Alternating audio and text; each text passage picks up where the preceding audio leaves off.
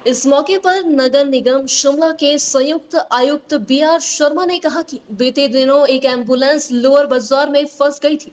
ऐसी घटना फिर से ना हो, इसके लिए नगर निगम शिमला समय समय पर इस तरह की कार्यवाही अमल में लाता है।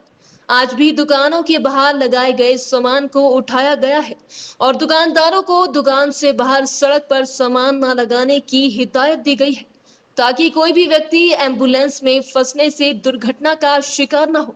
हाईकोर्ट ने भी अतिक्रमण को लेकर सख्त आदेश दिए हैं, जिसकी पालना सुनिश्चित की जा रही है। हाँ, ये रेगुलर रहेगी और ऑनरेबल हाईकोर्ट का भी ऑर्डर है कि इसमें रेगुलरली सुपरविज़न किया जाए। और दूसरा एक रीज़न ये भी है कि जैसे एम्बुलेंस उस दिन फंसी थी, इतनी सारी आबादी इस रोड पे रहती है, दुकानदार भी है, हार्ट अटैक किसी को भी आ रही है और एम्बुलेंस अगर 2 मिनट भी लेट होती है तो वो बहुत मैटर करता है, ख़ास तौर से क्रिटिकल इलनेस के केस में। तो मेरा अनुरोध है सभी दुकानदारों से भी कि जैसा हमने कहा है कि जहाँ तक आपका शटर आता है, शटर और जो नाली है उससे पीछे आप अपना जो भी डिस्प्ले करना है प्रोडक्ट आप करें, उसमें हमारे को कोई दिक्कत नहीं है। लेकिन ये जो स्टैंड आपने बना रखे हैं और स्टैंड के ऊपर आप बाहर सामान रख लेते हैं, ये बिल्कुल गैर कानूनी है, ऐसा अलाउ नहीं होगा। और फिर से कोई इस तरह की वारदात ना हो जाए और कोई मरीज़ जो है अपनी जान इसलिए ना गंवा बैठे कि आपकी दुकानदारी की वजह से उसकी एम्बुलेंस ही आगे क्रॉस नहीं कर पाई। तो मेरा सभी दुकानदारों से अनुरोध रहेगा कि हमें हर रोज़ जो है मजबूर ना करें। यहाँ हम आते रहे, हमारे ऑफिस में लोग आए हुए हैं और वहाँ कोई अटेंड नहीं कर पा रहा है, हमें यहाँ पे हर रोज़ यहाँ आना पड़ रहा है। तो आप लोगों से सहयोग की आशा रहेगी कि आप खुद ही, जो हमने पहले ही बताया कि जहाँ तक शटर है आपका वहाँ आप डिस्प्ले करें सामान, उससे बाहर किसी भी प्रकार का सामान जो है नहीं माना जाएगा। कार्रवाई तो वैसे रेगुलरली चली रहती है। जिस दिन एम्बुलेंस रुकी थी उससे पहले भी हमारे एक जो ब्रांच है वो इसी को डील करती है। और अगर कोई रिपीटेडली, हमने एक अलग से रजिस्टर लगाया है, और कोई डिफ़ॉल्टर अगर रिपीटेडली पकड़ा जाता है जो बार बार हमारे सामान उठाने के बावजूद भी नहीं मानता है, तो उसके खिलाफ फिर दूसरे सख्त कार्रवाई की जा सकती है। बिजली का डिस्कनेक्शन हो सकता है, पानी का डिस्कनेक्शन का भी ऑप्शन खुला है। और हम ऐसा भी कर सकते हैं कि उसका बाई नेम जो है उनका हाई कोर्ट में ही नाम दे दें और जैसा भी कोर्ट ऑर्डर करता है उस तरह से कार्रवाई। इस मौके पर नगर निगम शिमला के संयुक्त आयुक्त बी.आर. शर्मा ने कहा कि बीते दिनों एक एम्बुलेंस लोअर बाजार में फंस गई थी।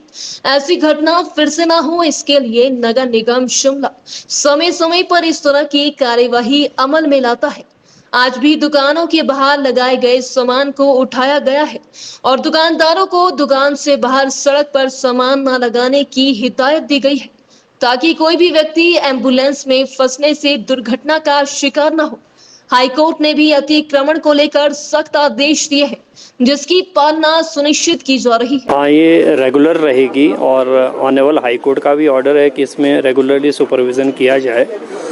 और दूसरा एक रीज़न ये भी है कि जैसे एम्बुलेंस उस दिन फंसी थी, इतनी सारी आबादी इस रोड पे रहती है, दुकानदार भी है, हार्ट अटैक किसी को भी आ रही है और एम्बुलेंस अगर 2 मिनट भी लेट होती है तो वो बहुत मैटर करता है, ख़ास तौर से क्रिटिकल इलनेस के केस में। तो मेरा अनुरोध है सभी दुकानदारों से भी कि जैसा हमने कहा है कि जहाँ तक आपका शटर आता है, शटर और जो नाली है उससे पीछे आप अपना जो भी डिस्प्ले करना है प्रोडक्ट आप करें, उसमें हमारे को कोई दिक्कत नहीं है। लेकिन ये जो स्टैंड आपने बना रखे हैं और स्टैंड के ऊपर आप बाहर सामान रख लेते हैं, ये बिल्कुल गैर कानूनी है, ऐसा अलाउ नहीं होगा। और फिर से कोई इस तरह की वारदात ना हो जाए और कोई मरीज़ जो है अपनी जान इसलिए ना गंवा बैठे कि आपकी दुकानदारी की वजह से उसकी एम्बुलेंस ही आगे क्रॉस नहीं कर पाई।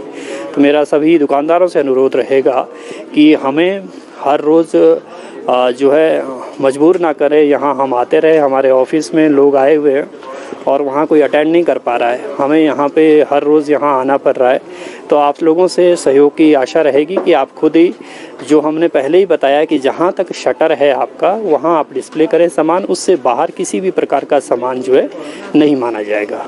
कार्रवाई तो वैसे रेगुलरली चली रहती है। जिस दिन एम्बुलेंस रुकी थी उससे पहले भी हमारे एक जो ब्रांच है वो इसी को डील करती है।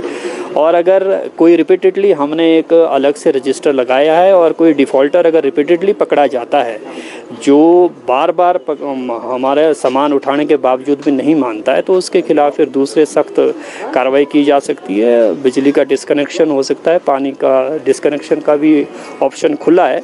और हम ऐसा भी कर सकते हैं कि उसका बाई नेम जो है उनका हाई कोर्ट में ही नाम दे दें और जैसा भी कोर्ट ऑर्डर करता है उस तरह से कार्रवाई।